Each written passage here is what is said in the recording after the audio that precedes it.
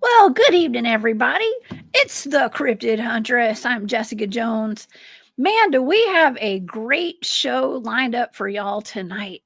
I have remote viewed something that is really different tonight. We are going to look into not only a haunted castle, but a castle that surrounds the gateway to hell. Man, I don't know where we come up with this stuff, y'all, but this is wild. And this castle, it's actually the property that was given to me as a blind coordinate remote viewing target several months ago. It was about, I think it was in May. I was given this target. We wait for the right moment for the right target sometimes on this show. And for whatever reason, tonight felt like a good night to go over the data for this one. And not only do we have a possible gateway to hell that we are remote viewing tonight, but we also have cryptids and animal human hybrids that have been seen coming out of this crack in the ground. The castle was actually built around this hole to keep whatever's in the hole in the hole. Okay. Because apparently things were coming out of this hole at some point and taking the villagers, and they were never seen again. All right. So this is a wild and crazy target tonight, y'all. And of course, I have the perfect person on the show tonight to be my co-host and my roll dog tonight. We have Mike Turnincasa here of MT Paranormal Life. He is a paranormal investigator out in the field and also investigates cryptids as well. And so that is exactly what we're going to be talking about tonight. So y'all buckle up, buttercups. We are in for a wild ride tonight. And I think this is going to be really, really, really interesting. Okay, so if you guys would like to follow along with all my shows and stuff, please go over to my website.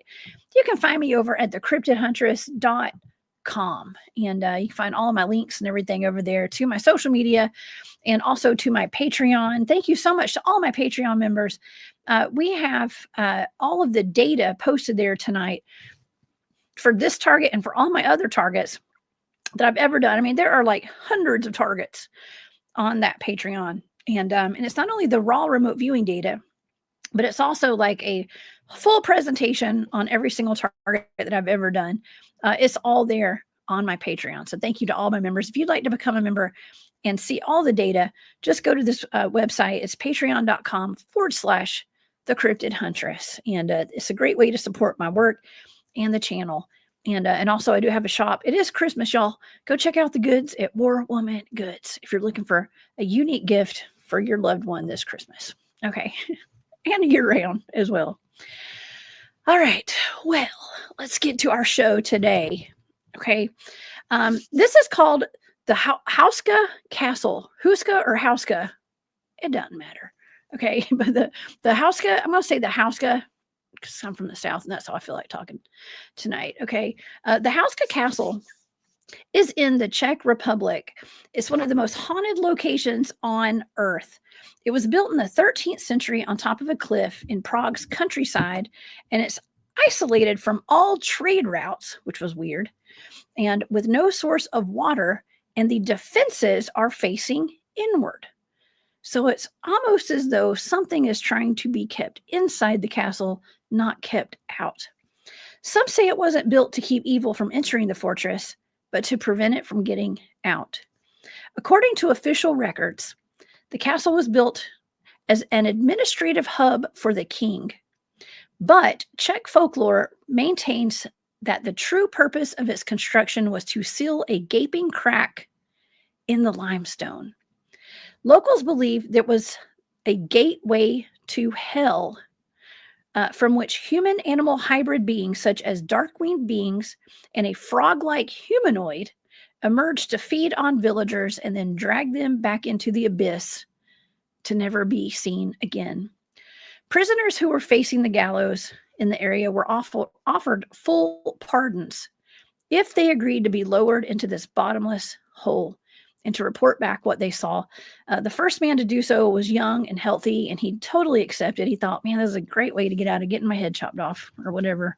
I guess gallows means they're getting hung, I think, but I don't know. But within seconds, this fella started crying and screaming, and they pulled him back up. And when he emerged, he had changed the color of his hair to all white, and he had aged with wrinkles, at least 30 years. And so he ended up dying just days after that of unknown causes. The Schmatzis, German scientists, experimented in this building. I believe they took it over back during World War II, and they did occult practices there within the castle when they occupied it during the war. And they were investigating whether this was actually a gateway to hell. And if it was, they were planning, and they probably did, harness the power of hell there. So what is really going on at this place? Well, never fear. I've remote viewed it, and it was given to me as a blind set of coordinates, coordinate remote viewing target. And I do have the raw remote viewing data here. We're going to go over that and get into this castle a little bit tonight with Mike Turnincasa of MT Paranormal Live. Please help me welcome to the show my buddy, Mike, MT Paranormal Live. Hey, Mike. Hello, everyone. Hey, Mike. Thank you for being here tonight. Sure, no problem. It seems like a very interesting place, and I've already learned some things that had my head scratching and I already got interested in, and I'm kind of excited about it. Me too. Well, this is different. Okay. And I like this target because it actually does involve cryptids and a haunted castle. I don't know. I guess you can call it a haunted castle, but really it's just kind of more like cursed or something, because it seems as though the castle was built around this hole in the ground. It was like a crack in the limestone that the villagers, the people who lived around there, had kind of feared because it had some kind of evil energy about it. And it seemed as though there were human animal hybrids coming out of this thing, and they could hear people screaming like it. They called it hell. Back in the day, we're talking about a long, long time ago, 800 years ago, I think. Right. So the limestone was automatically caught my attention, and all these things. What people had accounts of seeing flying creatures, weird hybrids, the human frog horse or whatever he was. They were seeing apparitions of headless people, headless horses, and they were actually bleeding, but then they would disapparate and then everything was gone. So there's a whole lot of things. And this is the limestone. I think there could be something to these apparitions and the properties of the limestone. That's what I was thinking. Oh, yeah. Well, even when we're doing like cryptid investigations, I've noticed that there's always almost always there's a vein of quartz, like a bunch of quartz, some kind of crystal there, some type of a crystal or something. Okay. And I think it must be I think that quartz is like a conductor for all the high strangeness. I mean, I really do. I have a habit of taking home a piece of quartz in my pocket in every investigation. And people are always telling me, they're like, Jessica, that's bad, but I have not had a holographic Dogman show up in my house yet. Okay, so well, limestone's conductive, like highly conductive. So the fact that lightning storms and things, energy seems to be conductive to that, and the whole mountainside where that castle was built was all limestone. Mm-hmm. So that's interesting, and limestone's known for the minerals, the magnetite and the pyrrhotite, being highly magnetic. So I think the potential for this whole land, the whole mountain, all this limestone to have really high magnetic properties. And I think that could be key to a lot. Oh yeah, I think that's a great point. Yeah, as soon as I was hearing there was limestone, I was like, okay, well, high strangeness revolves around these rocks and these crystals. So that's wonderful. Now, these pictures I was just showing y'all, this is the castle right here. And this is in the Czech Republic. It's about an hour north of Prague. Okay, I don't know. I have not been able to travel to Prague ever. Not yet. I don't know. Mike, would you go investigate this place if you had the opportunity? Yeah. Oh, yeah. Automatically. As soon as I learned about all these legends and everything about what this castle was about, I'm already hyped to go. Oh yeah. Well, it looks really creepy. Now, people can go there to this day and go visit. I don't think people can stay overnight. I don't know. From what I was reading, it seemed as though it was built without a kitchen. It wasn't like they were expecting people to live there. Yeah.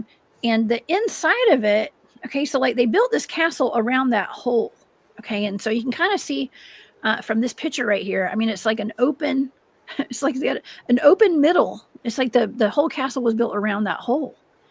And yeah, I think that's a chapel, right? A chapel was part of it, and the chapel was supposed to be right over top of it directly, the chapel part, and that was to help seal it because they felt it was evil. And that's that's like one of the areas where the paranormal investigators seem to have the most extreme kind of activity is in that chapel. Oh my gosh. You know what I found very interesting was that they named the chapel after Archangel Michael because they expected that to keep the demons down below. And he was there to guard it. I mean, they were taking this pretty seriously. Like there was something that was coming out of this hole, Mike. And so much so that they built a castle around it, a fortress, and they made it. I mean, that's kind of concerning to me. I don't know about you, but I think that there must have been lives lost. I'm assuming. Seems like it's just a hotbed there of activity that is just so intense that it's scaring people. You know, it's scaring them, and they don't know what to make of it. They're seeing things, so. That hole was a big thing, and stuff coming out of it. If they're seeing things coming out of it, that's going to make people kind of freak out, you know, and want to cover it up. Oh yeah, coming out. Oh yeah. Well, let me tell you who it got the attention of. Back in I guess it was before World War II. You know, it was probably before this, but they say World War II. I know that during World War I, there were scientists, okay, that came over to the United States from Germany and from other European countries that were kind of like mad scientists. For instance, there was a scientist that ran the Billywhack Dairy over in lower, I guess it was like Southern California, and he had a bull farm. I think it was some kind of cow farm. He had like prize bulls. It was a dairy farm though, right? But he had this prize bull that he would take to these competitions and stuff. It turned out he had a laboratory underneath his dairy farm where he was making human animal hybrids down there. He worked for the OSS actually, which later became the CIA, I believe. But the Billywhack, they call them the Billywhack monsters today because they see these goat men around this area where the Billywhack Dairy was back in the day, from where the scientists came over from Europe to do these weird experiments on people. And during World War II, I think that was around the World War I era. World War II era, the German scientists, took control of this castle. And from what I've read, they actually were doing medical experiments on people. It says it was occupied by the German, I can't pronounce this word, Wehrmacht or something like that. And they occupied it until 1945. There are claims that the Schmazis used the castle to do medical experiments on people, and some even claim they used the castle's negative powers, and they were ultimately planning to harness the power of hell for some of their occult rituals and their occult practices. So I'm not shocked about that. I've read that all of the like the past and history of the region, of that area, it was all, you know, they had the books and their information about things before Christianity. It had been like still libratized, right? It's still been put together. And the Germans were interested in this once they started taking over the area, and they took this information and they didn't want it to get ruined. So they were putting it in certain spots that they took over. And one of that was Houska Castle. And that's where they were keeping a lot of the records of the past. And they were interested in that, and they were, you know, utilizing it for research. Whoa. Hey, that's kind of cool. I mean, that would be a great place to put it because nobody wanted to go there because that's where hell was, right? I mean, according to what some people claimed. Let's see. Is it Heimler? Heimler was his name. He was a schmotzy.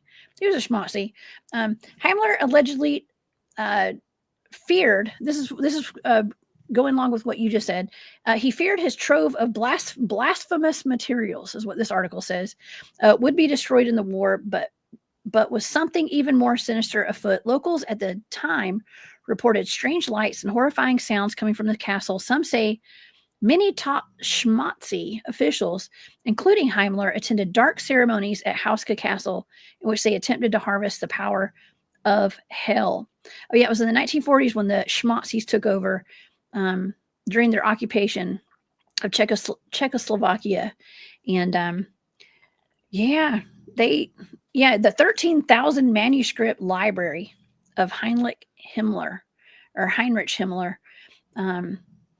That's what he was trying to protect over there. And, I find it really interesting because I guess they permanently sealed that hole right there. And I believe this picture is is the area where that hole is. It's probably bigger than that, but it looks like they must have put that floor down. And I can only imagine what that hole looked like. We did a show. I was tasked with the remote viewing target of Mel's Hole like 3 years ago, I think. And Mel's Hole, for people who are not familiar, that is a place in the United States. I think Mel's Hole is in Washington State, if I'm not mistaken. And Mel called into the Art Bell show one night, and that's how it became famous. That's how he got it on the map. This was a hole, Mike, that was on his property. He said it was big enough for where the locals and the natives the indigenous people who had lived there before, they used this hole to like throw trash down and appliances and cars and dead animals. And nobody knew how deep it was. He did some updates on Art Bell show, and he said that he had put 15 miles worth of fishing line down this hole, and it still had not hit the bottom of this hole. Well, of course, I'm sure the government listens to Art Bell, or they used to, and his land ended up getting confiscated. And ultimately, he ended up dying over it, I do believe, because he got kicked off the land. And when I was remote viewing this, my friend Tanya and I were both tasked with this target to look into, and I was seeing like some kind of wormhole teleportation area. It was something that had to do with like interdimensional travel and stuff that you wouldn't expect a hole in the ground would entail, but there's some reason the government took over that. And I do believe in my data, it had something to do with German scientists as well, if I'm not mistaken. So it was important enough to be confiscated by the government. Okay. And this is kind of, I'm assuming that this hole over here in this place would be kind of similar, because I think we were talking before the show and you had mentioned that people were saying there was like spontaneous time travel involved or something. Yeah, there was, I think one of the first accounts was in the 1800s. There was someone who stayed over and had a dream, is what he thought. And in his dream, he basically went to 2006 modern daytime Prague. And he was there. And he knows that because he was talking to people. Because here he was describing all these modern day things with the vehicles. He said like a mechanized city or town is the way he described it.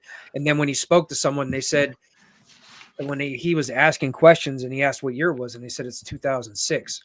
And he recalled all this, and it ends up like, I guess the description pretty well describes what Prague was like in 2006. Oh my gosh. That's wild. Yeah, that's pretty crazy. It's almost like a portal, I guess you could say. And that's kind of like what Mel's Hole was. Mel's Hole was a portal. And I think this data is going to be pretty interesting tonight, because I think portal might be in my data, actually, as well. So, wow. Okay, so I think that there's some similarities. I love connecting the dots, Mike. I love connecting dots, and I think that Mel's hole has something very similar going on as this hole that we're going to talk about. Okay, and also there was another target that I was given recently, and it was called the Siberian domes. Okay, now the Siberian domes were some sort of like copper domes that ended up in Siberia. I think it was, I want to say, the 1500s, if I'm not mistaken.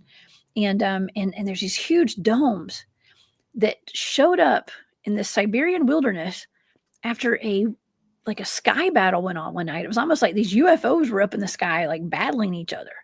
The people back then thought that it was like the sky gods fighting each other. And the next thing they know, they have these huge copper dome, or what looked like copper, all over this wilderness. And the hunters would go and like stay in these domes. You could get inside of them, and they would stay at night because they were warm when it was freezing cold outside.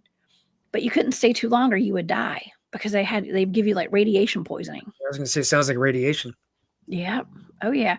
But see, it was kind of cool because you can go in them and stay warm, but you just couldn't stay too long, but very dangerous, very interesting, because I think, there's always radiation involved with all this stuff. But I don't know. Yeah. Interesting stuff. Yeah. I just think there could be a connection with those domes in this too, but I don't know. We'll see. I guess. I think Castle Houska, I think a lot of this has to do with the properties of the limestone. I think there's some kind of a connection to the minerals. The magnetic minerals must have been really strong. And I think that, the magnetic waves affect brain waves, right? And this is why things could happen to people, why people could have these experiences like visiting the future, or doing things like remote viewing in a way, like being somewhere else, and I think affecting the limestone itself with the properties, which was something I thought, because apparitions and things seem to have some kind of connection to magnetic energies when they appear, and limestone is a sediment, so it's comprised of all the basically lots of things, but it could possibly be remains from animals from way back, right? Oh, yeah.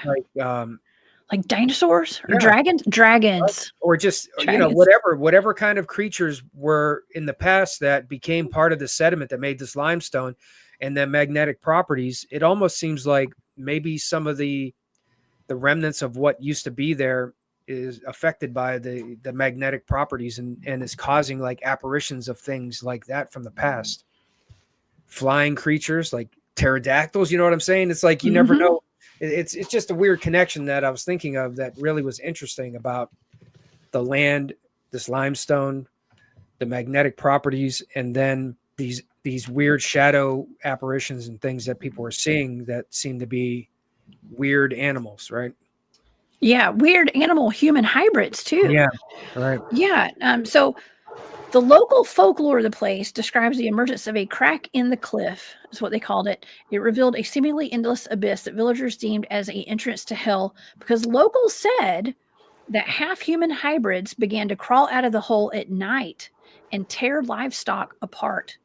Fearful of turning into these demonic entities themselves, I guess they thought they were going to get bitten by a vampire or something. I don't know. Villagers avoided the rocky entrance. They tried to block it with stones, but the abyss allegedly gobbled up anything they dropped into it, refusing to be filled. That is weird. They said that they couldn't, even when they tried to put a rock in front of it, it wouldn't stay. It would like fall in. That's weird. Yeah. But yeah, I couldn't explain that one. Yeah, right. Yeah, that's weird. Okay, so I'm not sure, I can never pronounce things right, but King Ottokar, we're going to say Ottokar the second of Bohemia, at some point, he's, I don't know if he's the one that built the castle or he took over the castle at some point, but he's the one that had it built. That was in 1253 and 1278. The original construction did not have stairs from the courtyard to the upper floors. And most of the structure's defenses were built facing inward, like we said earlier. And the purpose was not to like protect the outside from intruders. It was to like stop whatever was going to come out of that hole. And so he had so this king finally, he had this seal, the hole sealed with stone plates, and had the chapel built above it, and it was dedicated to Archangel Michael, who led God's armies against Lucifer's fallen angels. This is so wild, because let me tell you, in my data, it does mention fallen angels. Okay, in my data, we're going to get into that in just a minute. But they said, leading some to believe the gateway truly existed, or it still does. Okay, so in 1639, okay, I don't know what it is, Mike, but places like this attract the occult and black magic practitioners, just like any place that, like, I bet places that you go and do your research in, we have this place in like North Georgia, that Quartzwood Manor, I've talked about a bunch of times on my channel. And that's where some land disputes happen with the Native Americans back in the day. The Civil War battles happened there. Constant bloodshed at this place. 2 men moved in who were Satanists, built their house there by hand, and then they ended up being unalived, them and their dogs. And to this day, it's just this place where like rituals happen there.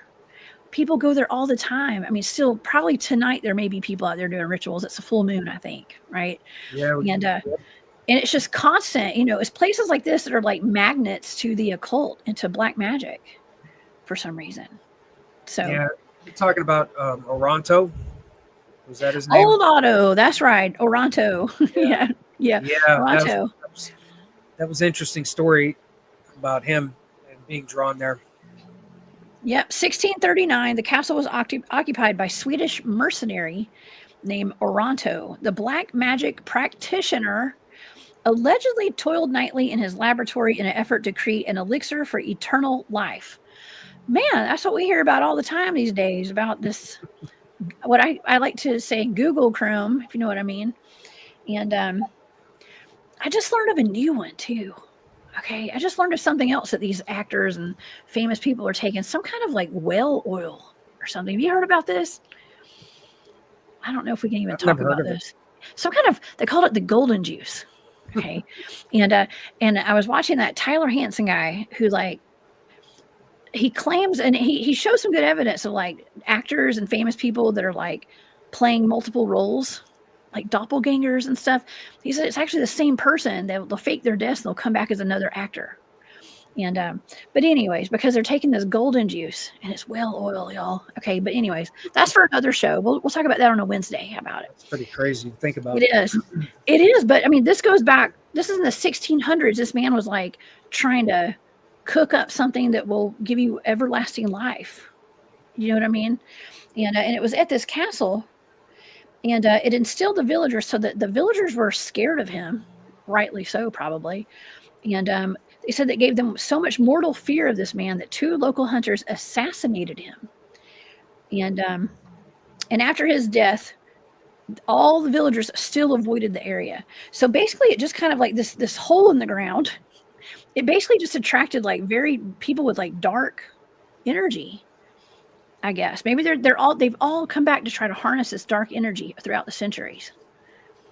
Yeah, it's like they know that there's something there, mm-hmm.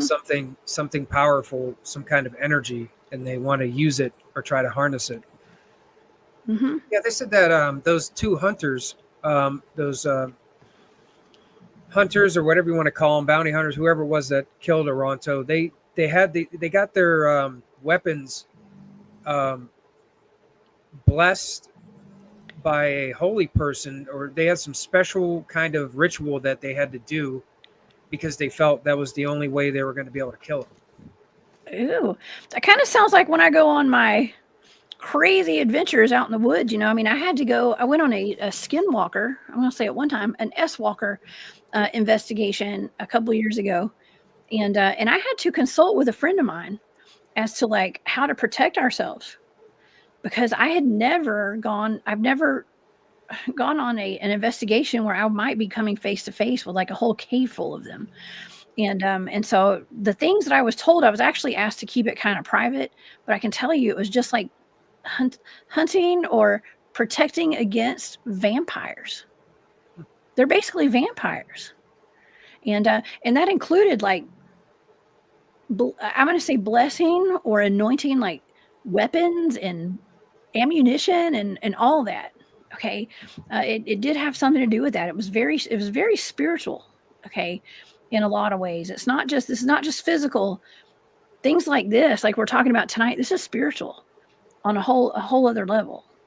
So yeah, I understand. I know what he was doing, I guess. Just wanted to make sure. Yeah. Wanted to make sure their bullets were going to kill him. Well, because you know what? He might not have been human. Yeah. They said that whatever he was doing was making him so he never died. Oh my God. Reptilian-like. Thank you. Okay. Amariel says, well, the highest class of seraphim are reptilian-like. You know, I just watched that. I don't know the validity of this, but I was just watching something where they were talking about like the oldest, I guess, I want to say imperial, but it was like some of the royalty of, I think it was China. I want to say China. It might have been Japan. It's either Japan or China, y'all. I'm so sorry. I don't know. They say that actually their original family, like they are reptilian. And it's like in all these history books and stuff, like they have like a reptilian bloodline or something. And it's actually documented. I saw that the other day and I was like, man, I need to dig into that a little more because I talk about reptilians a lot. But you know, that this could be, you know, we're talking about a hole in the ground. And where do reptilians live? We usually say, you know, we believe they live subterranean on this planet. They've been here longer than us humans have. One of the most famous one is a frog human kind of thing that came out of there. Yes. Yeah. The Frogman. You know what? We do have the Loveland Frogman. Is that in Ohio? Or no? Where's Loveland at? There's a Frogman story here in Ohio. I can't remember what the city is. That's gotta be the Loveland Frogman. That's Ohio. Yeah. That's where you live. Sounds like it. I'm not sure how close that place is to me. I think I've looked it up, but it was so long ago. I don't remember. But I've never really went to it. I thought about going to where this area is, the legend about it, to look, you know, see if there's anything there, if there's anything weird going on. But it seems like that story was so isolated and like reported one time. At least that's the way I remember it. Maybe there was more accounts, but I almost felt like I just kind of passed over it and didn't dwell on it or go back to it. Oh man. Well, you know, I'm just saying this very well could have reptilian ties. You know, this now I don't know if that's in the data. We're gonna get in the data in just a minute. For whatever's happening in this hole. It's so funny. First time I ever remote viewed Mel's hole, we laughed so hard because my friend and I were like, we remote viewed Mel's hole. It just sounded weird. Okay. Sounded really weird. And this one sounds kind of weird too. But anyways, but at least it's a castle. All right. It's more of a crack in the ground. Yeah, it's more of a crack. I've remote viewed this crack. Golly. I love doing this stuff. It's so fun. But yeah, there could be some kind of reptilian ties, and the fact that the villagers and everyone were so terrified of this black magic practitioner that was living there back in the 1600s, to where they had to go unalive his butt. Okay, that tells me they didn't think that he was human, or maybe he was one of them. You know what I mean? He was one of the monsters. Well, you know, they said the story part of that too was after they shot him. And then they basically ran off after they killed him because they were kind of afraid after they did that if he was still alive, I guess. And then they said that he was still alive after he got shot, called for his men to get his black chicken. What? He had a black chicken that was supposed to be like a source of his energy. And he was like in panic, and you know, because he didn't want to die, and apparently he was connected to this, and they weren't able to get it to him in time, and he still died. But apparently he was still alive with this bullet in his head, and he died and couldn't get his black chicken in time. Oh my gosh! That's silly, but that's like more to the story about the Toronto. Maybe the black chicken was similar to what I was saying about the whale oil. It has some kind of the golden juice, or whatever. I know. Listen, this is not like one of those banned terms at this point, but it might be in the future, y'all. I don't know, because I'm just learning about this. But it's some kind of oil that is in these animals that can. It's like the elixir of life or something. It's some kind of like thing that'll make you live forever. I would not want it. I don't want to live forever. Not in this life, in this body. Okay, but anyways, that could be, maybe that chicken had something to do with that elixir. Yeah, that's pretty interesting. Yeah, maybe it did. Maybe we need to go find us some black chicken if you want to live forever. Okay, actually, they do sell black. I've seen it on. It's like a delicacy, which I feel bad, but you can get like black. Some restaurants will serve like black chicken, and the chicken is all black. Like when they pluck the feathers and everything, the skin's black, and I guess the meat's all black too. I don't know. Well, that's what somebody in chat said. Oh yeah, black chickens are cool. All black meat, they said. All black meat. I wasn't sure if that was being serious or not. Yes, because I've never heard all of black meat. Yeah, it probably is, because I've seen them before. Like I've seen where people like will cook a all black chicken. It's like a delicacy kind of. Probably just tastes like regular chicken. That would just be so weird to see a piece of meat that's just all black. I don't know if I'd really want to eat it. Yeah, I don't know. Yeah, because in your mind it's like it's like danger. You know what I mean? It's like that's not fresh. Yeah, I mean, I don't think of too many things that are delicious when I think of like different things that are black, like food, you know, like black licorice, and then not that much. Ooh, that's the grossest thing ever. If you like licorice, I don't know. I think my son likes licorice. I'm like, are you sure you're my son? Come on. That's gross. I think licorice is gross, but that's just my personal opinion. Okay. But yeah, I don't know. That's wild, man. You did some great research on this. Yeah, because I didn't know that tidbit about the source. This is a source of someone who went deeper into, all the legends, but just some more information. Okay, well, something else that I wanted to point out before we get into the data tonight, something else that I wanted to make a connection to with the Mel's hole versus the crack. The Czech crack versus Mel's hole was that, we talked about the prisoners, being able to commute their sentences if they were to go down into this hole, and they would report back as to like what was down there, and none of them could stay more than a few seconds. And when they came back up, their hair was white, they had wrinkles all over their faces, they had aged 30 years, and something that is almost identical to that is Mel's hole. There's actually a story. I think it was a second hole, because Mel had two holes. One was in, I want to say Arizona or Nevada was the second hole that he found. And his buddy actually volunteered to go down there after they had lowered a sheep down into this hole. And when the sheep was lowered down in a crate and they brought the sheep back up, the sheep died, so it was dead. And then they had what they called a tumor seal that came out of it. Now, Mike, I don't know if you're familiar with this. It's weird, but when they did an autopsy on the sheep, and when they cut it open, this thing came out. They said it like they called it the tumor seal, and it had human eyes, and it jumped out of the sheep, and it crawled back and it jumped back down into Mel's hole. Whoa. Yeah, it was weird. So when we were remote viewing this thing. And it was one of our targets. And Tanya ended up keeping in contact psychically with this tumor seal for a week. And it was really funny. I feel bad for laughing, but thank God it wasn't me. What did this thing say? Did it have I don't know. Any complex thoughts or what it was saying? I don't remember, but it was kind of funny. So I have to go back and watch her. I'll have to hit her up later and ask her about the tumor seal, because I think she lost contact after about a week.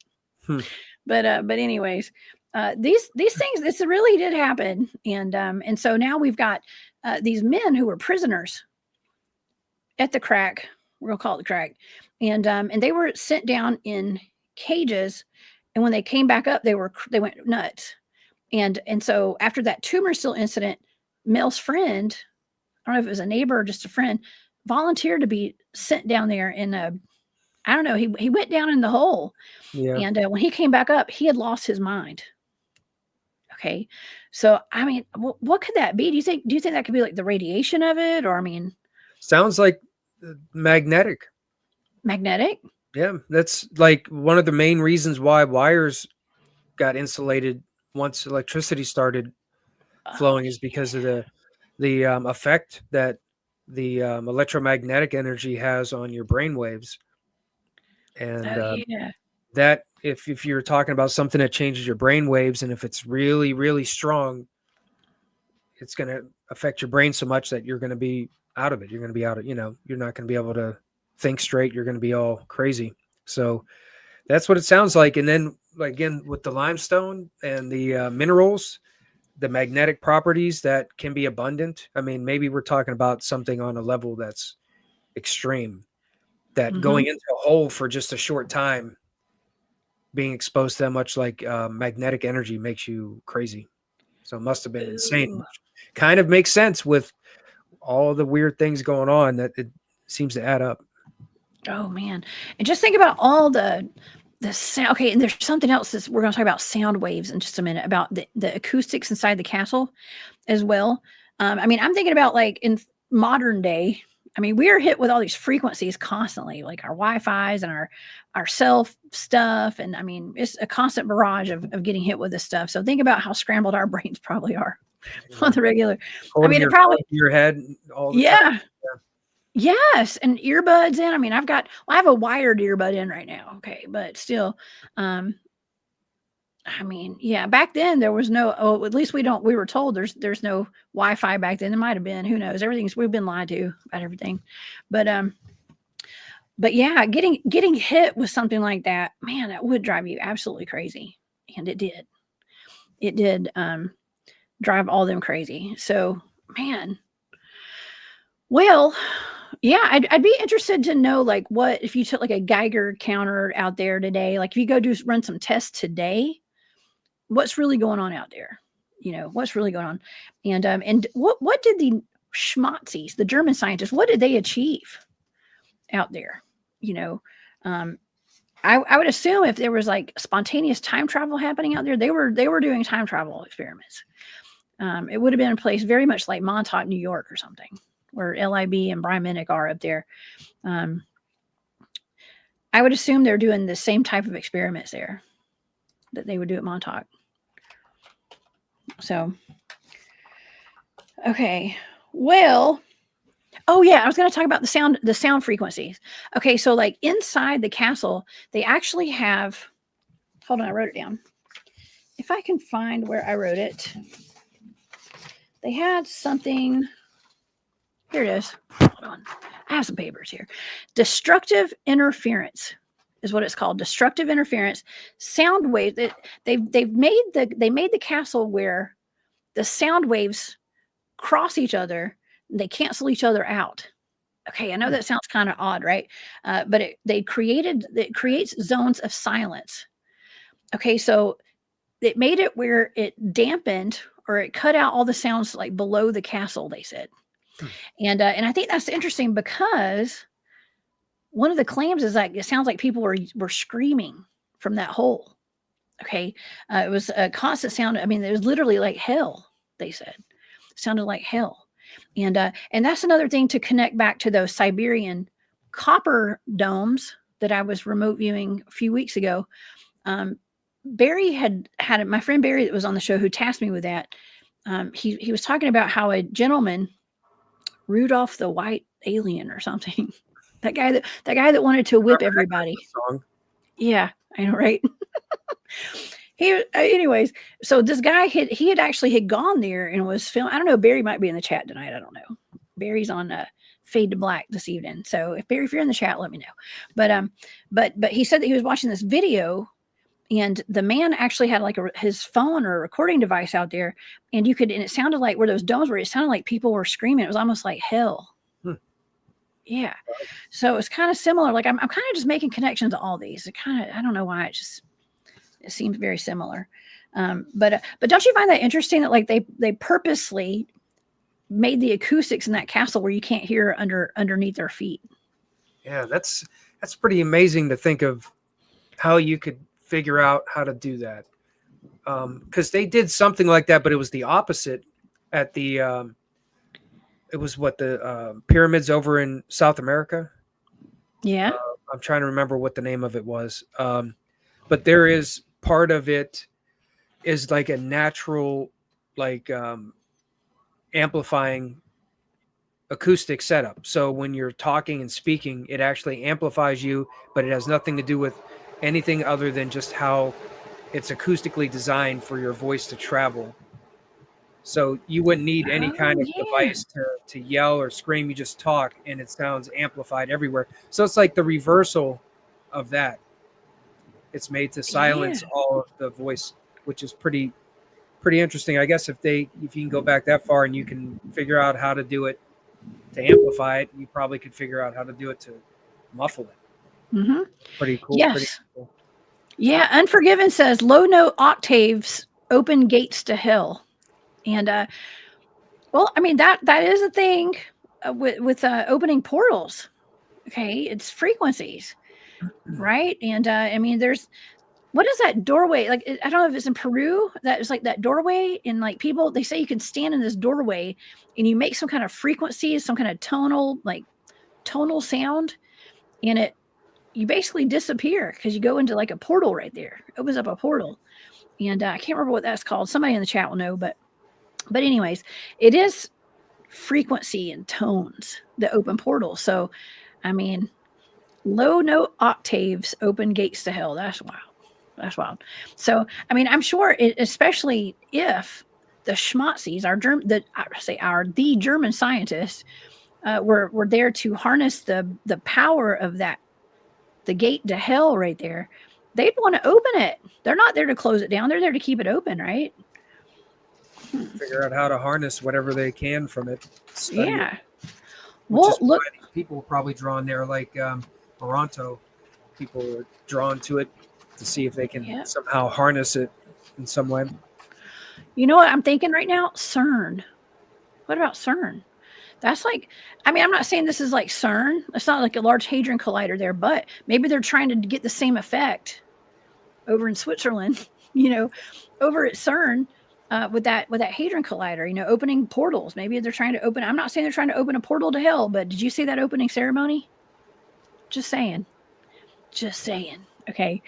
But nonetheless, okay, well, I think this is really cool. How about we talk about some of the data for this remote viewing target? Because I think it kind of lines up with some of the stuff we've talked about so far. And there's Barry right there. He's put the link in the chat, y'all, to Rudolph the Tall White Alien, not the red-nosed reindeer, y'all. Okay. And it is Christmas time. Come on, Barry. That's funny. Okay. I'm going to take that comment down. Sorry. Sounds like you need to make a song about him. Yes. Well, he has a very interesting channel, y'all. So yeah, definitely go check that out though, if you do. And wait for your whipping. I'm just kidding. That was the video that I saw. He said that. Okay, so all right, let's get into the data then. Okay, so the data, the target for this, the target is, let's see, what is the prompt here? Let's see. Oh, it's Houska Castle. The property, it was the coordinates for the property apparently. Okay, like right where that hole is or whatever, right where the castle is. Okay, so let's get into this. All right, so I'm going to go over my sensory data and then we'll get into the analytic overlay. And this is just all the information I was channeling when I did this target. Okay, so some of this may or may not make sense, Mike. I'm just I'm warning you, it may not make sense. By the way, yes, we did have that show. The last show that Barry came on with me, we covered a story about a man who laid eggs this past week. So I've been on a weird kick lately. Thank you, Barry, for reminding me of that. Okay. All right. So some of the sensory data for this is public, popular, lush, green, damp, damper, rigid, mechanical, gross, dark, gut-wrenching, and scary. Okay, that was all my sensory data. Okay, so for the analytic overlay, this is like me trying to make sense of what I'm sensing. I was definitely in the location because I wrote grass, land, forest, rain, misty, bricks, a group, a tour, a ghost tour was something I wrote down, a trap door, which is interesting because that thing kind of looks like a trap door, I guess. But this was just me trying to figure out what I was looking at. So I wrote trapdoor, nasty feeling, bad vibes, dark energy, dark entity, entrance portal. Once you go in, you never come out. And then I started hearing that song from Hotel California. You can check out anytime you like, but you can never leave. I wrote down that song. I was hearing those song lyrics. And I actually drew what I thought I was seeing was a door. And so I drew like a door, like a box kind of. And that was my sketch for my stage 3 drawing for this target. Okay. So far, that was my first 3 stages of data right there. I think that's pretty good. Okay, for this target. Because not only is it kind of putting us in that location, it's putting me in that location, but I picked up on something that was really nasty, like really bad energy right there. And I'm assuming it's probably still got that bad energy, Mike. What do you think? Well, it sounds like what you were describing seems to be it, right? Like, I just want to say that when you were saying how you talked about you got in but can't get out. Yes. What's the one feature about that castle? It's designed backwards. Oh yeah. So when it's designed to keep you in, or whatever it's designed for. It's designed with the construction to be like a prison in a way, and not to look out or to, So that sounds like when you said that, you were there. Your picture looks like it's possibly the spot where that cover is. Well, let's look at that picture of what it looks like, because I drew a rectangle and that looks like a square, but I mean, It's very similar. But look how you had your 3-dimensional. It was, yeah. So there's that, and then mine's like a 3D picture. Yeah. So it kind of has 3D depth to it, like that. Just kind of like this. Yeah. Well, and also if you look at the top of the building too, I mean, that's a square. I mean, of course, mine's rectangle, but. And what did you say about? Similar. Did you have something about paranormal or investigating or something? Ghost tour. Ghost tour. Okay. Yeah. Ghost tour. There was one person who got burned in there. Oh yeah. He felt something burn, and when they checked him, he actually had a high level. I don't know if it was 3rd-degree burn, but there's a photo of it. He had a really blistering burn on him, on his back, on either the investigation or a tour. And one person jumped and died on an overnighter, and that's why they don't do overnighters, from what I read. Either they limit the overnighters or they don't do the overnighters. It was because of an accident where somebody had jumped from one of the higher levels. On purpose? Yeah. Well, they say yes, but I don't think they really know what caused it. Oh my God. That's wild. So the ghost tour, when you said something with that, it made me think that it's talking about maybe things that have happened on the tours there. Yeah. That were kind of bad. Ew, that's really bad. Oh, and we've got some wonderful comments in the chat. Unforgiven says that photo on the cover of the Eagles album, that's Hotel California. That was the first cassette tape I ever bought with I think it was one of the first I ever bought. Or maybe I got that one for Christmas. I think Dire Straits was the first cassette tape I ever bought. Y'all are gonna know how old I am now, everybody. That's fine. But yeah, I had that. That was my favorite tape when I was a kid. I loved the Eagles. And the Eagles album was the Church of Satan in San Francisco. Good gosh almighty. See, I didn't know that. And let's see. So that's interesting that came up there. And also had another couple of really good comments. Sovereign Cosmic Wildman. What's up, Sovereign? Says that old mental hospital, Hotel California, is now a university. It's where that one old water well was filmed for that scary movie, The Ring. Was that The Ring? I don't know. I don't know if that was The Ring of what you're talking about, or it could have been Blair Witch or something. But wow, interesting. Okay, you guys have some wonderful comments. Thank y'all so much. It always really adds to the show, honestly. Okay, well, let's go to the next page. I have 3 pages of data. Okay, so we'll go to the next one. This is where I started getting really sick when I was remote viewing this. Sometimes, like, I take on the energy of the places and the things I'm remote viewing. And so I got all that really weird data about you can check out anytime, but you can't leave. And the next thing I wrote down was like darkness and hollow. Darkness and hollow. And from that, I wrote Hallows Eve and Halloween.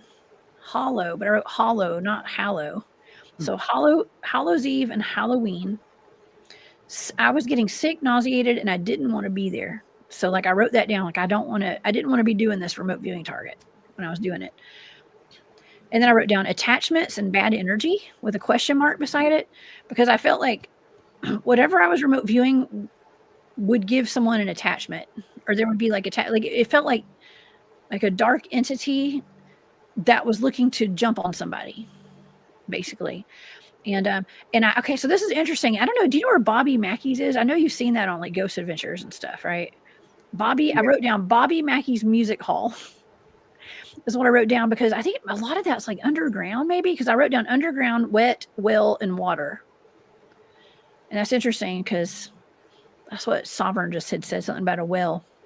But underground, wet, well, water. Bobby Mackey Music Hall is one of the most demonic places that I ever watched Ghost Adventures go to, other than the Demon House.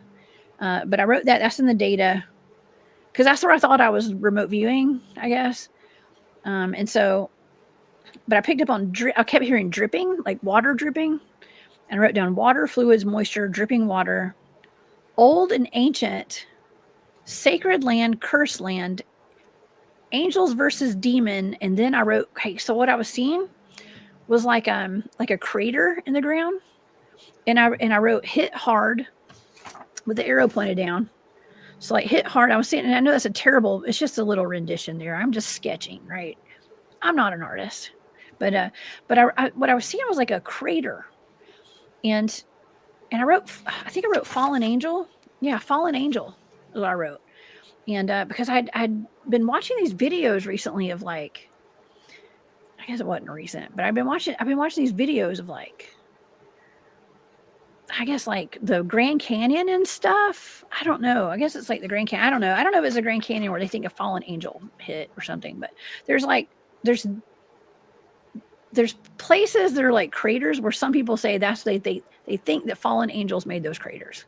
Okay, now that takes us into like a more religious stance, or more like spiritual stance, I guess, with all this. But nonetheless, okay. So and it came up again. Okay, so on my third page, I was so dead set in this target of like having a crater with like something falling in it, like from the sky down, something falling and going inside of something. And so I drew it again. I wrote crater on Earth's surface. I wrote objective crater hole where a fallen angel hits. And I picked up, okay, so this is crazy because I wrote crunchy. I don't know what crunchy has to do with this, but crunchy, energetic, radio waves, electromagnetic radiation. And that's cool too, because like, we were just talking about like there maybe being radiation there or something. So, all right, let's just say that I was picking up something dense, long, deep, not good. And I started feeling sick again. I kept getting sick throughout this whole target because I didn't like it whatsoever. And I was nauseated. And I wrote bad energy, demons, at the very end. And I closed the whole target down because I felt like there was just something really dark. But I kept, I don't normally talk about like fallen angels and stuff. And like we talked about the Nephilim quite a bit on my show and stuff. But I feel like this target, if when I was asked like what do I think this is, I said like I think it was where a fallen angel. I think this has something to do with a fallen angel. Okay, so I don't know what, but it's a crack in the ground where they say that it could be like hell, but like the data was picking up on some kind of fallen angel target. That's what I thought I was remote viewing. So I don't know. What do you think about that, Mike? What are your thoughts? Well, I keep going to the ground. Yeah. What's under, what the composition is of the ground, and the energy, the radiation, the electromagnetic energy, ancient, like something that must have left an effect on that area that sedimented itself into that limestone. Oh yeah. So what was it that we're talking about? That's like, I have no idea what it could be, but it definitely seems like maybe what you were seeing was something that is going back, something, where a being or an entity that had some kind of divine energy, and all the things that come with it, the radiation, the things that we get affected by, are somehow part of all this limestone embedded in it. Oh yeah. And that's all, it's all like still part of the land. It's still there, it's still part of it. And Yeah. maybe there's like maybe there's a hollow spot somewhere to a greater source of it, and that's what that crack that opened up had exposed. Oh my God. You know what I mean? That's brilliant. Absolutely. I think that's a great, yeah. I think that's a pretty good explanation right there. And also, William, thank you so much. William Nighthawk's in the chat. He says there's 200 craters in the world and 200 fallen angels. That's And interesting coincidence. that's interesting. I wonder if this could be one of those spots or close by. And here's another very interesting comment. Thank you so much, Nathan. Nathan says that's close to where the meteorite that created the crystal mineral moldavite happened. Now, moldavite is a very expensive crystal, by the way. Ask me how I know. I have a jewelry shop. Okay. And moldavite has been a requested crystal for quite some time now. But, people that buy moldavite, they want to have like the paperwork to like say, this is real moldavite. This came from this area, and get it certified basically, because it has a lot of very interesting properties to it. Okay. Moldavite is like green crystal. It's from outer space. Right, it's meteorite. So I wonder what kind of connections that moldavite being from that area. And Nathan, you're at least the second or third person who's mentioned moldavite tonight. By the way, there's been a couple people that have mentioned moldavite being from that area. And I wonder, just having the limestone and then the moldavite too in that area. Or you're talking about like sounded like pyrite, or what was other stone? It's magnetite and magnetite. pyrite. Those are the two that are known for the magnetic properties that can be hematite, radiate from the limestone. Oh yeah, the hematite. I love hematite and stuff. Like it's really good to actually wear hematite beads on like bracelets and stuff. It's good. I used to make those. I need to start back wearing all my crystal bracelets, my hematite bracelets. Yeah, it's really good for you. Those magnetic properties are wonderful for your body, especially if you have like arthritis and stuff, I think. So, but yeah, I mean, it just makes more sense, I guess. When you bring in the elements of all these minerals and these stones, these crystals and all that kind of stuff too. But I think this is really cool data actually for that target. Having the fallen angels, and like the hole where fallen angels hit. I mean, what are the odds of having that in data for something that's supposed to be like it's not a hole, but it's a crack. I guess it is kind of a hole. And if they're saying it's hell and this is supposed to be a fallen angel, according to my data, that's pretty interesting too. And they've been sealed up. I mean, I don't know. Maybe that's, maybe there's something to whatever it is sealed up inside of a cavern in this limestone or something underground. Yeah, it looks kind of creepy. These are just some of the pictures from the castle right here. Now, this is actually some of these places in the castle are beautiful. Okay. And I would 100% live there if it was not haunted by demons. Okay. But they do, they have artwork on here. We'd mentioned the animal human hybrids as well, that had been seen coming out of this thing. Now, my data did not include any kind of frogmen, unfortunately. But on the wall, they actually, and some of the artwork around the castle from the medieval times includes things like a woman that is she's got like her bow and arrow, she's doing archery, and she has a horse body and from the waist up, she's a female human. And people were making the comment that, she's pulling the bow back with like her left hand, which is a sign of the left-hand path, I do believe, which is pretty dark. It's the side of the darkness. Okay. And so, this was being used as an example of there being some not so great artwork on the walls there and stuff. And, it being of a darker nature. I do believe they also had maybe dragons and strange animals, like people hunting animals and stuff on some of the artwork as well at this castle. But I've seen way worse artwork on walls. Okay, this is not that bad. But however, it was symbolic for back then, and you can't have a horsewoman pulling her bow back and letting go with her left hand. But that actually reminds me too. Okay, this is another connection I'm making. I was tasked with another remote viewing target several years ago by my friend Jeremiah Fountain, and it turned out to be a horse humanoid, and it was a real life event. His neighbor, or his dad's neighbor, had found a horse. It was in New York on his property, and I think he said he had blonde hair. He was like Nordic or something. Blonde hair and blue eyes. He said that he found this like gigantic horse humanoid on his property, and it was dying, and somehow he was able to hoist it into the bed of his truck, and it went over the top of his truck because it was so big, and he drove it into wherever he lived or into town or something. I don't know. And it was dying. He said the kids were like taking sticks and poking at it, and it was going in like a hot knife in butter, they said.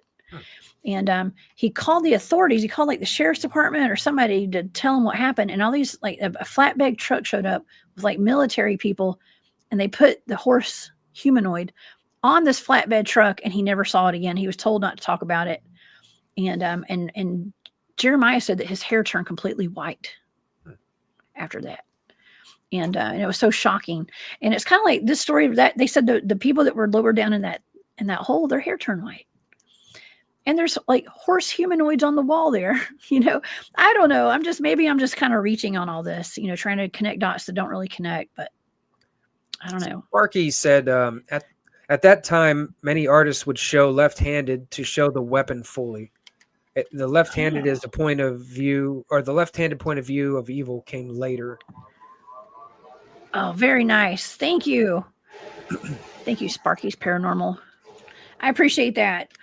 Yeah, that was I would look at that. I wouldn't even notice what side they were pulling back. You know what I mean? I was just like, oh, that's a woman, a horse lady. What is that, a centaur? I think it's called a centaur. Looked like a lion, either next to her, in front of her. I don't think that was her lower extremity, I don't think, but it looked like a lion with her. Let's see. See the tail, and then the hind end. It does look like a lion. I mean, it kind of looks like that. I don't know if that's supposed to be the bottom half of her, or if it's like alongside of her. Well, maybe somebody else misinterpreted that and thought it was a woman that was like had a horse body, but I don't know. Or maybe I'm the one that did. It looks like looks like, I don't know. Do you see what looks like a mouth in like the front of the mouth and a nose of like a lion in front? I do. You know what? I don't know. That's why I never really looked at that before, but I just noticed that because I thought it was like a picture of a lion carved like next to her, which I was kind of wondering if that meant something. But maybe that's just her lower extremity, and it's just blended with her. Wow, I have no idea. It does look like a lion. It does. From what I read, they thought it was like a horse. She had like the horse's body too, but I don't know. It could just be that she had a fluffy belly. Well, don't they always say like centaurs have bows and arrows, right? Is that, I've always seen pictures of centaurs, so maybe just seeing that, they just assumed it was a horse. Yeah, like Sagittarius, right? Sagittarius is like a centaur with a bow and arrow, I think. I don't know. Yeah, that's where my all Sag is at. I'm Sagittarius.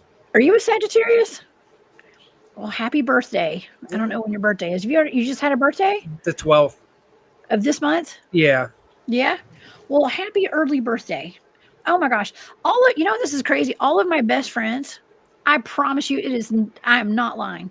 All my best friends have always been either Sagittariuses or Geminis, and I'm a Gemini. Okay, so it never fails. When I meet somebody that's cool, I'm like, "Are you a Sagittarius or a Gemini?" I know you are. You're one or the other. Which are you? Yeah, which one are you? And if you're not one, I don't know if we can be friends. I'm just kidding. but anyways, yeah, this is really a super duper interesting target though, for sure. And it seems very dark. Okay, it is dark from the outside looking in. It is very dark. It's been dark for centuries. But you know what? I met this really interesting gentleman, and I brought him on the show. His name is Dr. Richard Allen Miller. Okay, and he's very much into magic and stuff, and to the magical arts, I guess. And he came on. He used to train Navy SEALs to be superhumans, and it's all about the power of the mind, right? And I don't know what kind of magical practices he does. I have no idea. But some things that he was telling me made so much sense, and it's like harnessing, using things that are at your fingertips to, I don't want to say like enhance, like how can you use these things to your advantage? Do you know what I mean?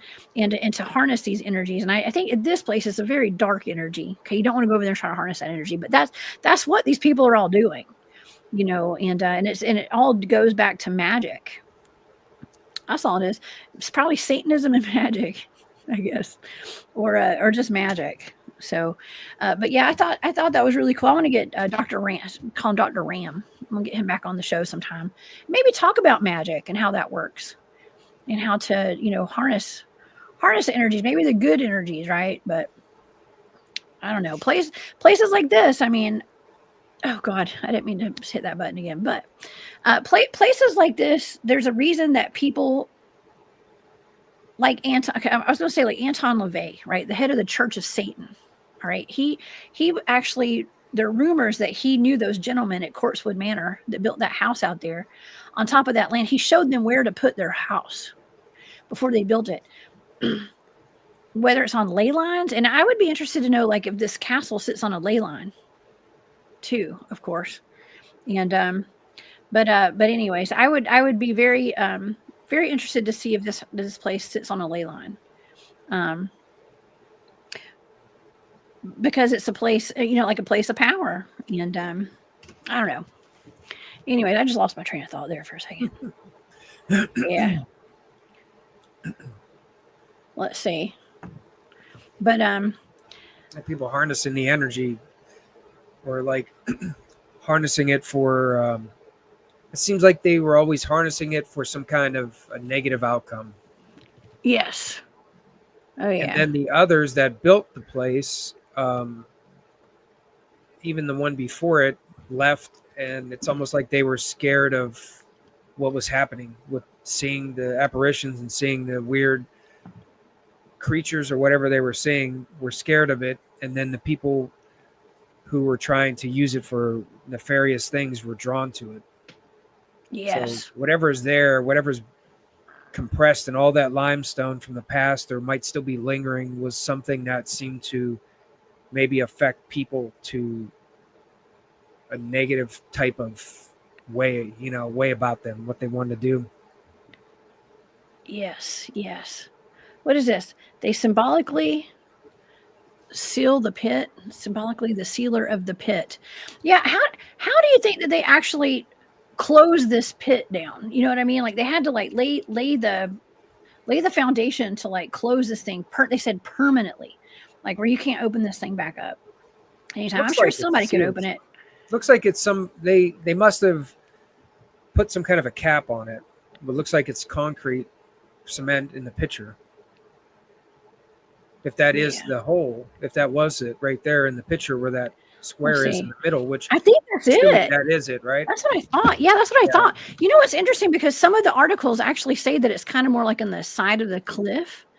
Okay, it was like a slit in the cliff, but it could be underneath this right here. Yeah. It could be underneath that. So I don't know. Let me pull up. Let me share my screen, and let's look at some more pictures.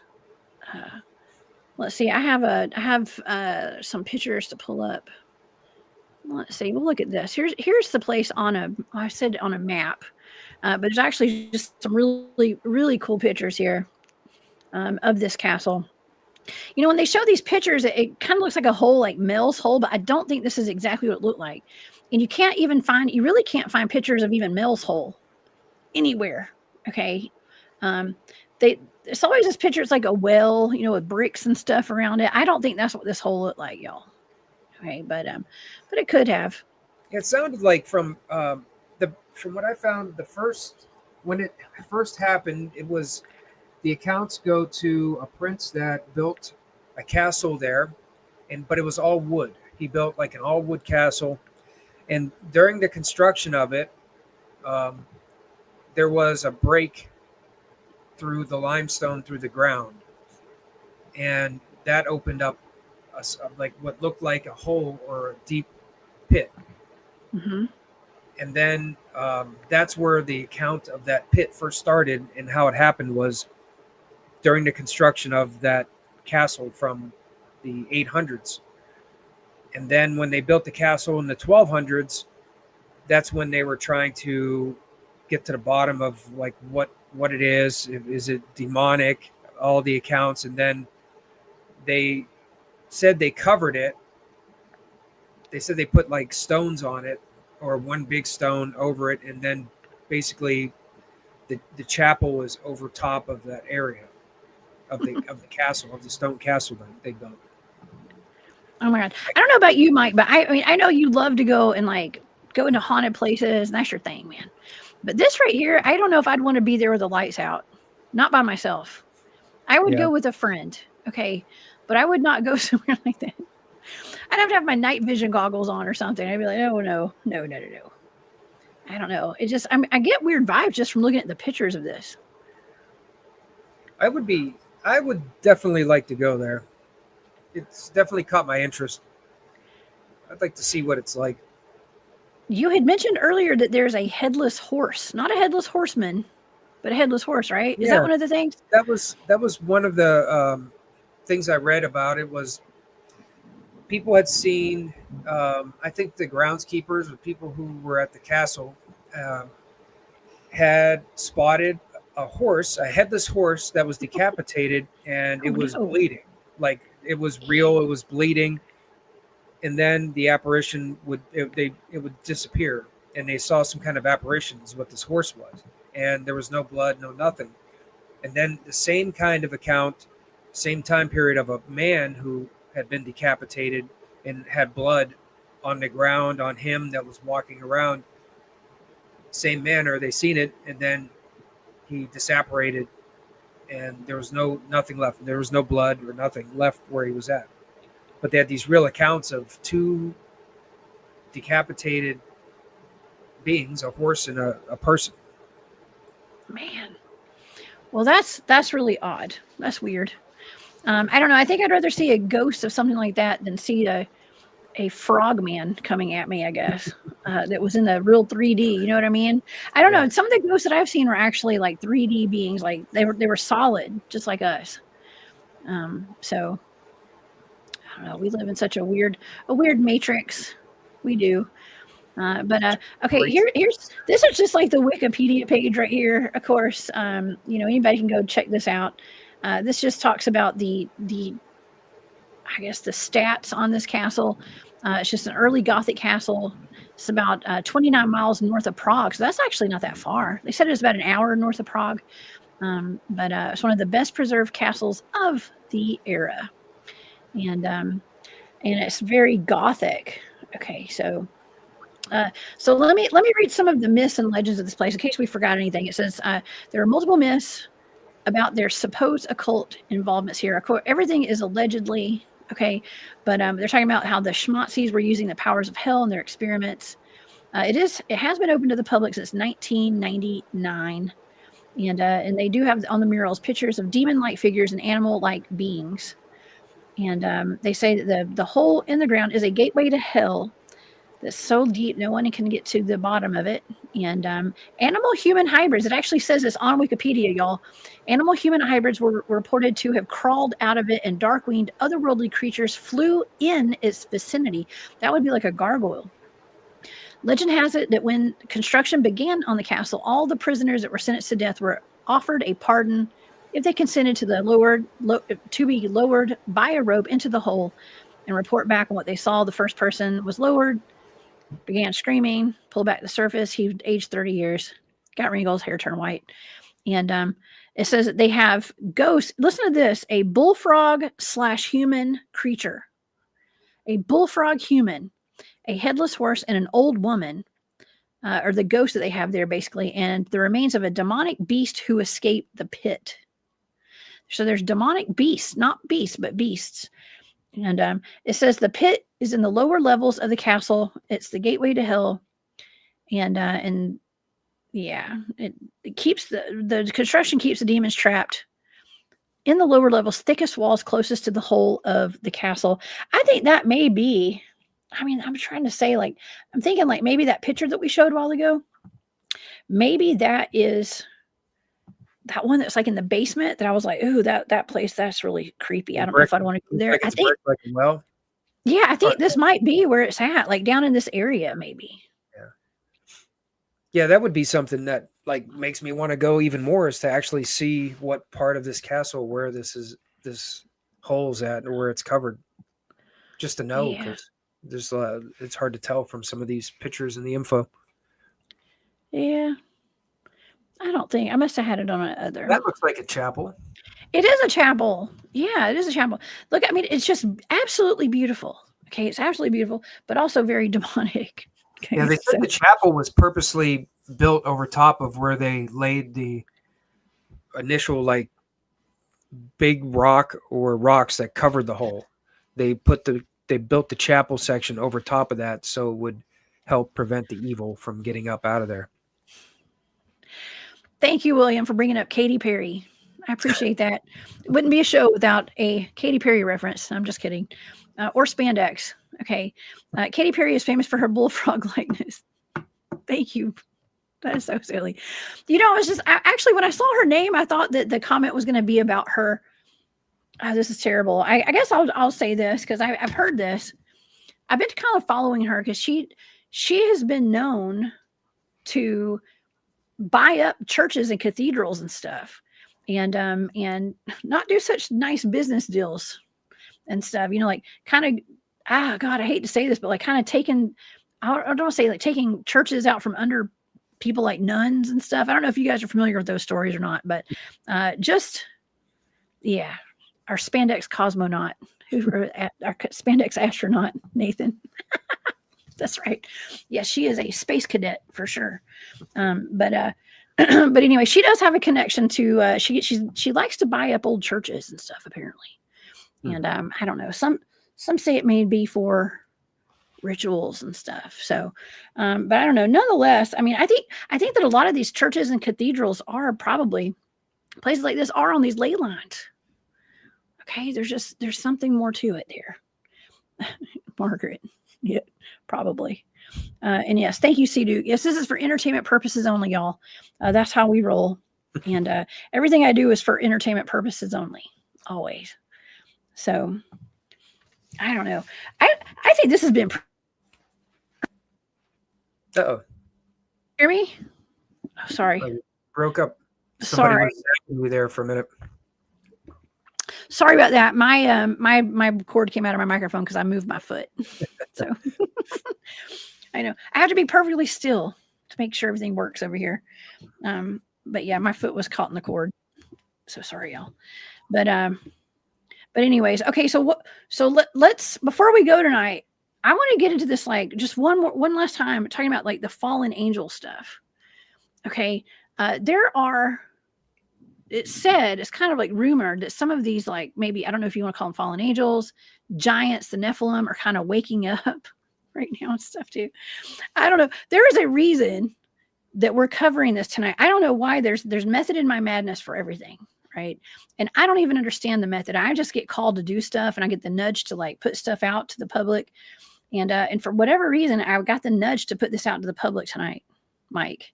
And I don't know. I mean, there's no prompt or anything that I can think of to do this. But, you know, we had Buzz Aldrin. I know Look where we're going with this. We had a Buzz Aldrin that went up to Antarctica a few years ago, maybe, and he had a heart attack while he was up there, and people were saying, well, he saw something. He put out a tweet, and it was like something was so evil up there. It's evil itself, I think is what it said. I can't remember the exact quote, but there was something about like he literally had a heart attack, and he apparently had seen something that scared him. And some theorize that maybe he saw some kind of like reptilians up there. Maybe it's where a fallen angel's being held. I don't know. I don't know. I'm kind of like making the connection maybe to like, maybe there's like fallen angels and stuff like being held somewhere. I don't know. What do you know anything about that? What do you think? I've never heard of that before. About Buzz? Well, I didn't know that about him. Yeah. I really didn't know. I didn't really, or I've never run into anything about specifics about fallen angels. So that's kind of I'm not, I would have to look into it more to get some more information to really have an idea. Yeah. See, me too. I am the last person that needs to be talking about this. Okay. But we do have a wonderful audience tonight too. And Max, life, love, and learning. Thank you so much. There are 2 fallen 15-foot tall demons chained under the Vatican. Dang. Whoa. I've heard something kind of like that before. So I don't know. I mean, it's just food for thought, y'all. Like Barry always says, it's food for thought. And just something. Digger Dog said he said he had seen the face of pure evil. That's what the tweet was. Yes, but what was the face of pure evil though? I mean, it almost sounds like it was it symbolic or was he being literal, He was being literal, I think, but I don't know. He had a heart attack. He got sick. So we'll probably never know. I don't know. We can't get the truth out of any of those astronauts, can we? I don't know. What do you think, Mike? Do you think that those astronauts went to the moon? What's your opinion? You don't have to answer that. It's a loaded question. Yeah, boy. I always steered clear of that. I never looked into too many of the conspiracies that I say conspiracy theory because for the most part, most people just take it as truth because that's how it's posed, and the whole space program. It's almost like there's a whole program to do it. Why would they lie about it? But then I'm not the one to say that, that's just an excuse. It could be, could be legit. Yeah, it could be. I don't know if that was a loaded question, and you are not obligated to answer any of those loaded questions. No, I'm just kidding. Oh man, there's a lot about the moon, though, right? Like, I mean, there's a whole lot of strange things about the moon. Almost like there's a lot of things that people say that the moon was placed where it's at for a reason. For it wasn't an accident, and it's supposed to be very light, right? Like it's almost hollow. Like there's a whole lot about the moon that just doesn't seem to like make sense in a way that would be natural from what I've heard. Oh yeah. So maybe there is a reason why, it would not be real. It rings like a bell. Okay, so they want you to think that they know what's there for a certain reason, right? Exactly. Yes, we've been lied to. They really about everything. don't, when they want to keep it, they really want to keep it out of the curiosities of people trying to know what the moon is. Exactly. Yes. My friend Nick Sylvester comes on the show, and he said that the moon was brought here by the Andromedans, I believe. And it's basically like I think it's been used to just spy on Earth, basically, I think is what he said. So who knows? I don't know. I don't know nothing about nothing. Here just for us to exist, to make this whole thing work. It's part of the Matrix. That's right. It's part of the simulation. Oh my gosh. Oh, you know what? I wanted to bring something else up tonight. Let me read this comment first. Okay, I can't see your name. Why till Bonnie? What's up, Bonnie? Thank you so much. Maybe this frog-like the frog-like creatures are female, like the Czech story of the frog queen Zabi Kralovon. I can't say that. Kralovnina. I cannot pronounce those words, John. I'm sorry. I have to look that up. I'll definitely have to look that up. There's a frog queen. Yeah. I like that. Well, yeah, but there's more accounts then, right? So that might add more to that kind of a being.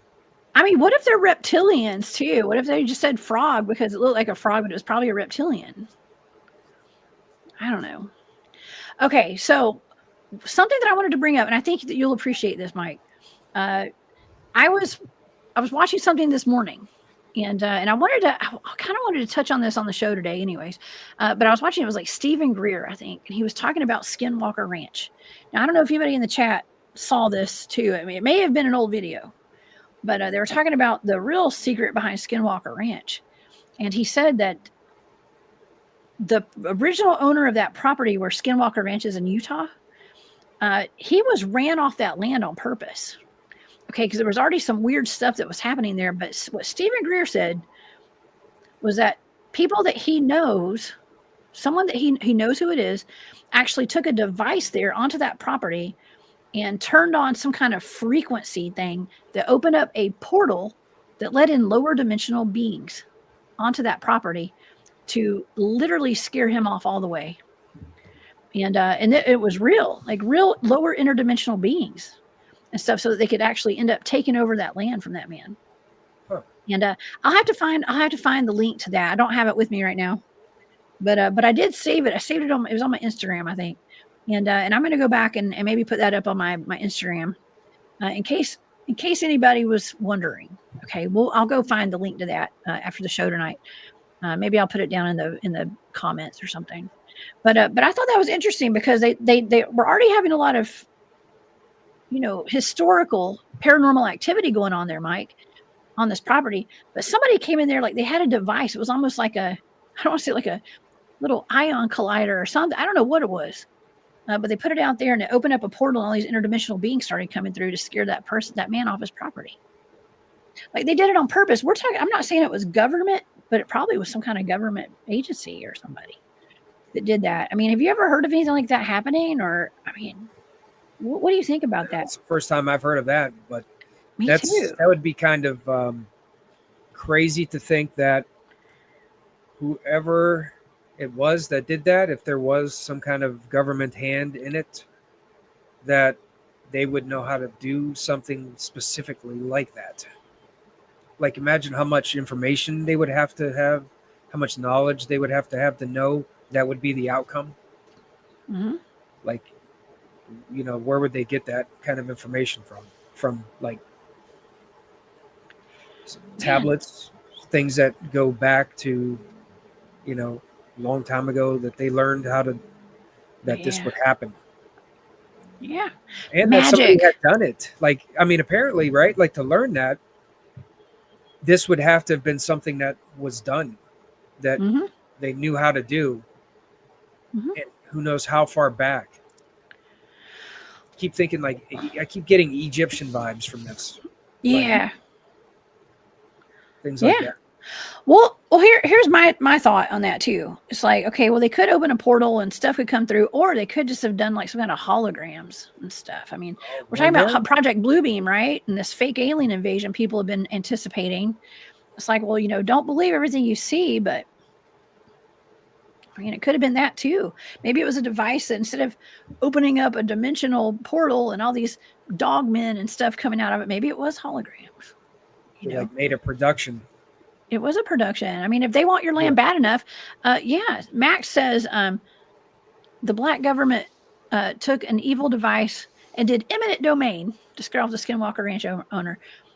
Eminent domain. Yeah, just like the power companies do, right? Governments do that. Power companies do that. It's absolutely terrible.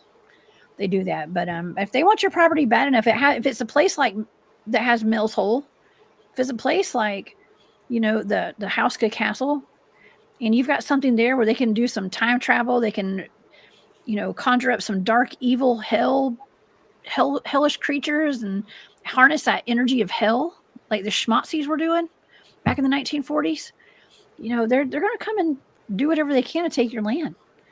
I bet. I mean, I don't put it past them. Not after knowing what I know. Yeah. So I don't know. I think it's wild. I think it's super wild. Mike, thank you so much for being here with me tonight. You're welcome. And hanging out, and yeah, it made it that much better tonight. It was you're a wealth of knowledge, and I appreciate it. No problem. I'm looking forward to going over to Fort Recovery, Ohio, to investigate the battlefield of the Battle of the Wabash. Are you going to that? Yeah, it'll be this week coming up. I'll be going beginning of this week, so it'll be should be Monday, come back Wednesday. You're going by yourself, aren't you? Well, did you get somebody to go with you? The cameraman I of course asked him to go with me, but he's got to find a way to have his dog look after for a few days. So we're working on it. If he can, he can. If not, no problem. I'm curious for what happens. I don't necessarily, I'm not like all down and out if I can't have somebody join me. I'm curious to see what happens, even if I'm alone. Well, you'll probably get a lot more. I mean, not a lot. But you'll get more activity if you're by yourself, I bet. And what kind of battlefield is that? We talked about it the last time you came on the show, but is this a Civil War battlefield? It was in 1791 is when that battle happened. It was during the time when George Washington was president, and they were trying to tame the Northwest Territory, and it started in Ohio, and that's where when the U.S. forces, which were still early in their size and structure with the militia and the regulars, and they took a force of about 1,100 troops and ran into 1,100 natives that got formed from 12 plus nations, and they lost 85% of their men. Wow. It's the worst defeat, worse than Custer's battle, Little Bighorn. It was the worst defeat at the hands, and that battlefield is still kind of preserved, and there's a museum that sits by it. So I'm going to investigate the area around it and see what I get. Oh my gosh. I'm sure you're going to have a wonderful investigation out there. And that sounds fun. I don't know if I'd want to do that by myself. I'm just saying, but you're a different type of beast than I am. And man, so yeah, so you're gonna record and you're gonna let us come with you, right? Yep. You're gonna video it. Just like I always do. Same thing. I'll probably bring more stuff with me. I'll try to set up more recording devices and things. Awesome. Well, maybe, just maybe, you will run into some frogmen out there. We'll see. We got one recorded. That one frogman over in Ohio. I can't remember the city right now, but I think we talked about it. Oh, yeah. There's a cop that found it, if I remember right. There was a frogman. Well, there were, okay, so the Loveland frogmen, I think there were at least 3 frogmen, and they were seen with magic wands in their hands. Oh, yeah, that's right. The wand. There we go back to the wand again. Just like with the... Oh, yes. Mike, I almost forgot about that. What an interesting connection. Mm-hmm. And that's in Ohio, too. Another wand. Oh, my God. See, I told you we like to connect dots, right? Yeah, they had magic wands. You know what? That was given to me as a remote viewing target. I have a show on it, and it had to do with time travel. With their magic wands, according to my data. Listen, the data is just data. I mean, it doesn't mean that I'm right or the data is right. It's just data, okay? But we're sitting here talking about portals, wands, time travel, all that. It had to do with that had something to do with those Loveland frogmen. I think it was some kind of I think they were some kind of government experiment or something. But I don't know. We'll have to go back and watch that show. Got to ask one. Yeah. Gotta ask one. Just ask to borrow its wand. See where it'll take you. Yeah, they call it their language. That my source told me that the Sasquatch, he referred to him in that sense. The Sasquatch has one. It's called a staff, and it's called their language, and they use it for multi-dimensional travel. as well as communication. Wow, very cool. Yeah, it was pretty wild. That's awesome. Okay, Marcy said there are frogmen in Oklahoma too. Huh. Well, we're gonna have to keep an eye out for frog people. I've never run into a frog person. I don't like frogs. I mean, you know what? I like frogs. Well, I like frogs, but when I was a little kid, okay, talk about stuff sticking with you your whole life. I was traumatized by frogs when I was a kid. And look, don't try to come at me with frogs. I don't care now. Today, I'm fine. Okay. I think either me or my sister drank frog eggs one time too. Yum. I can't remember if it was me or my sister. One of us drank frog eggs. We had gone out and I shouldn't tell everybody this. We had gone out, and, those like red Solo cups. Like I think it was me, had scooped up some frog eggs, tadpole eggs, and I put it in the cup. And one of us went over and drank it, not knowing that we thought it had Coke in it. Oh, an accident. Yeah, it was an accident. It wasn't like anybody meant to drink frog eggs. Yeah. So yeah, that happened. Well, people eat fish eggs, so I guess why not frog eggs? Oh yeah, it was like boba. Was that boba tea? Oh, yeah. Is that where boba tea came from? They're like, you know what? That is why I don't like those tapioca pearls. That's exactly why, y'all. I just made the connection. That's another connect the dots moment. Anyways, I know that's gross, y'all. I'm sorry. I'm very sorry. Boba tadpole eggs. Colleen said boba tadpoles. I know. I've always wondered like why I really don't like those tapioca pearls. And I just made that connection. That's why.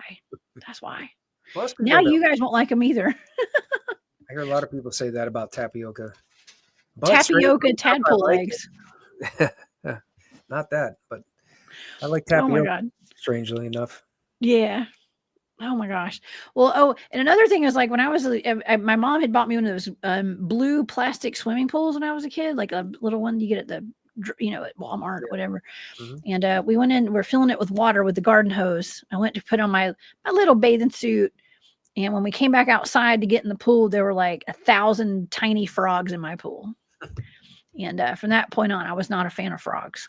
So it was hell getting those things out of there. So, but anyways, Mike, where can everybody find you? Tell everybody about your YouTube channel and stuff, and anything else you got to promote tonight. MT Paranormal Life on YouTube. That's the channel. You can find me on Facebook. You could join the Facebook group. I usually post a lot of like information you can't get out on YouTube there. And I usually post weekly. I do post early for members. YouTube channels give the creators the ability to have like a membership.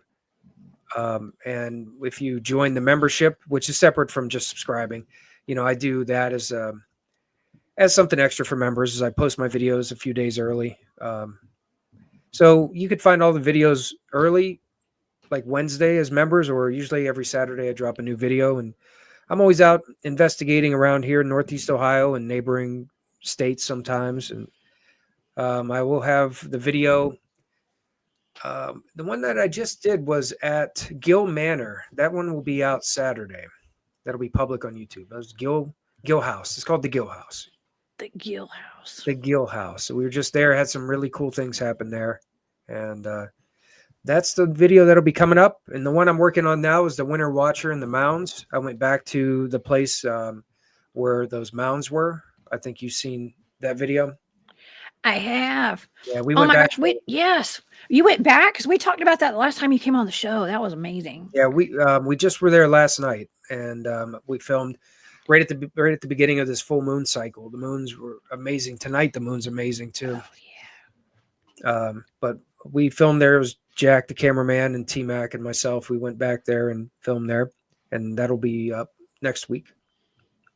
Oh, that's awesome. That's how you can find me. You can find me on YouTube or Facebook. I think Instagram too. Same thing, MT Paranormal Life. I just kind of post some of the same things on Instagram for others who don't get into YouTube or Facebook. Oh, yeah. I have to make my rounds. I'm posting for my shows. It's exhausting, all these outlets. It's like, oh, man. But yeah, that's awesome. I think I follow you everywhere that I can, pretty much. I follow you. Yeah, I enjoy all your shows and all your adventures. I think it's cool that you take everybody with you. You take the camera and you do the boots on the ground. I can appreciate it. Yeah, I just try to recreate. Those first experiences showed me that there's something going on. There's some connection with the spirit realm, and those who passed away, and you. And once I got the full scope of a taste of of what can happen, what kind of encounters you can happen, I just decided to pursue it, see if they happen again. And I'm like, well, we'll just let everybody see what happens, and I'll document what happens and show everyone. And it's awesome, super awesome. You are way more brave. I mean, I'm pretty brave, okay, but you're brave. You like to get out there and do that ghost stuff. We've got Bigfoot, Long Island Bigfoot in the chat. Hey, Mike, I meant to hit you up, Mike, before the show, let you know I had MT coming on tonight, and I got really busy. Mike, so I apologize. But anyways, yeah, should have brought Mike on the show with us too. Need to rope him in, bring him on in with us. But anyways, man, this has been awesome. Everybody, please go over and subscribe to MT Paranormal Life. Excuse me. And yeah. And if you guys want access to the remote viewing data, there's actually right up there. I went over the important parts, but it's over on Patreon. If you guys would like to become a member of Patreon, and all of my VIP Patreon members, I have all your gifts to send out for December. And if I don't have your address, please send it to me. If you're a VIP Patreon member, some of y'all have some gifts that are piling up because I don't have your mailing addresses. So I would so appreciate that. So I get those out ASAP. Okay. And yeah. All right. Well, Mike, do you have any final thoughts on the Houska Castle tonight? Any words of advice for our audience too, when it comes to weird, scary places like that place? Oh, well, it seems like everybody dwells on the negative stuff, right? Right. Yeah, that's always a thing. That's what I mean. This, everybody wants to be scared. Everybody does these things because they want to be scared, and it always seems like scary equals some of the bad things, and I just say, always stay positive, because if you do start to try to dwell on the bad things wherever you go, or if you feel intimidated by all these people having bad experiences somewhere, then it's going to, occur. It's basically going to be, you're going to manifest it to be bad, right? You're going to manifest that, and it's going to make you feel bad. But just stay positive and, fight that fight, you could say. Stay positive whenever you're investigating, whenever you're interacting. And even no matter how many people say there's just bad there, it's always bad. Don't expect it to be bad. Don't bring the feeling that everybody wants you to have. That's right. Because you start manifesting bad stuff, y'all. And that's wonderful, Mike. Thank you. I appreciate your positive attitude and your positive outlook. And yes, Chiro says, yes, have no fear and keep your vibrations high. Yes. And on that note, acknowledge it. Acknowledge it. It's being, if there is evil, there's bad energy, acknowledge that it's bad. Acknowledge that you're different, and just, accept it for the way it is, and don't let it, make you feel afraid. Yes. Don't be scared. Don't be scared. Right. But yeah, wonderful advice, man. Wonderful advice, y'all.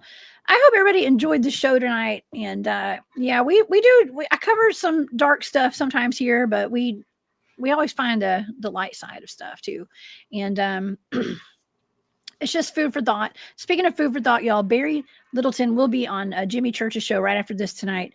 So y'all go over there and hop in the chat and say hey to him over on Fade to Black too on Jimmy Church's channel. So I saw Barry in the chat a while ago, and I told him I'd be in there tonight. So y'all meet me over there after the show. And Mike, thanks again for being on the show. Please come back and hang out with me again. This was a lot of fun. Okay. Thank you. Awesome. All right, y'all. Well, everybody have a wonderful night. I will see y'all back here on Saturday night, 10 p.m. Eastern live. We're going to have another fantastic show, and I will see y'all there. Please be safe. Have fun. Don't live in fear. And meet me back here on Saturday. Bye, y'all.